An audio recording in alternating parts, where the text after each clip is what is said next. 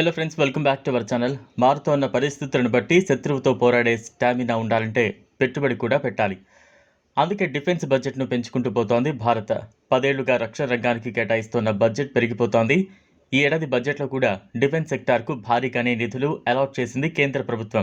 2024-25 ఆర్థిక సంవత్సరంలో రక్షణ రంగానికి 6,21,940 కోట్లు కేటాయించింది సెంట్రల్ గవర్నమెంట్. గత బడ్జెట్లో 5,94,000 కోట్లు ఇస్తే ఈసారి ఆ వాటాను మరింత పెంచింది కేంద్రం. 2023-24 ఆర్థిక సంవత్సరంతో పోల్చుకుంటే ఇప్పుడిచ్చిన డిఫెన్స్ బడ్జెట్ 4.72% ఎక్కువ. ఈ ఏడాది మొత్తం బడ్జెట్లో డిఫెన్స్కే 12.90% నిధులు కేటాయించి రక్షణ రంగానికి తాము ఎంత ప్రయారిటీ ఇస్తున్నామో తేల్చెప్పింది మోదీ సర్కార్.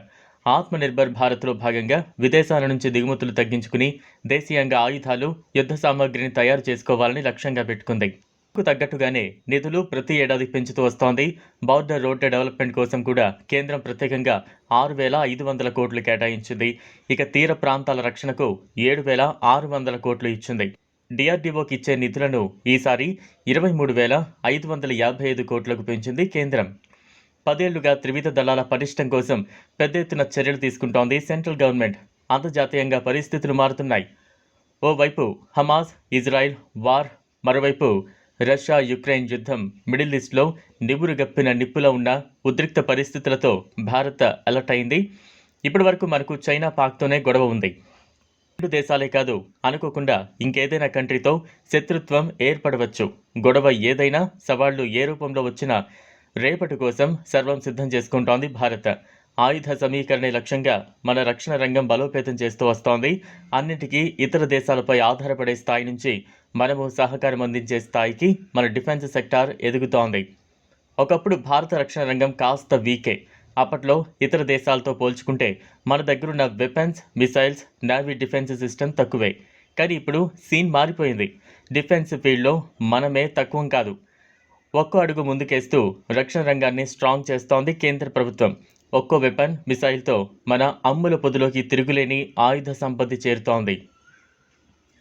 లేటెస్ట్ వెపన్స్, మిసైల్స్, మిగతా ఎక్విప్మెంట్స్ అయితే గతానికి ఇప్పటికీ పోలిస్తే ఓ రేంజ్లో పెరిగాయి. ఆర్మీ, ఎయిర్ ఫోర్స్, నేవీని పటిష్టం చేసి శత్రువు ఏ రూపంలో వచ్చినా దాడికి ప్రతిదాడి చేసేలా రెడీ అయింది భారత్. శత్రువుల టార్గెట్గా డ్రోన్ విధ్వంసక ఎక్విప్మెంట్, అధునాతన ఆయుధాలు, క్షిపణుల వరకు ప్రతి ఆయుధం తయారు చేస్తోంది.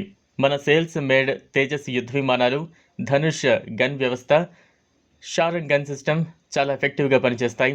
K9 వజ్ర యుద్ధ ట్యాంక్ శత్రు బంకర్లను ముక్కలుగా చేసి పడేస్తుంది. అధునాతన యుద్ధ సామాగ్రి, సాంకేతిక పరిజ్ఞానాన్ని సమకూర్చుకుంటోంది భారత్. డ్రోన్లు, మిసైల్స్ను అమెరికా, చైనాతో పోటీపడి మరీ తయారు చేస్తోంది. BrahMos supersonic missile, short range ballistic missiles విషయంలో దూకుడుగా దూసుకువెళుతోంది భారత్. మన కోసం ఆయుధాలు సమకూర్చుకోవడమే కాదు, 85 దేశాలకు ఆర్మీ వెపన్స్ సప్లై చేస్తోంది భారత్. ఇది ఫ్రెండ్స్ ఇవాల్టి వీడియో. ఈ టాపిక్పై మీ అభిప్రాయాన్ని కామెంట్ బాక్స్లో కామెంట్ చేయండి. వీడియో కనుక మీకు నచ్చినట్లయితే లైక్ చేయండి, షేర్ చేయండి. లేటెస్ట్ అప్డేట్స్ కోసం ఛానల్ను సబ్స్క్రైబ్ చేసుకోండి. Thanks for watching.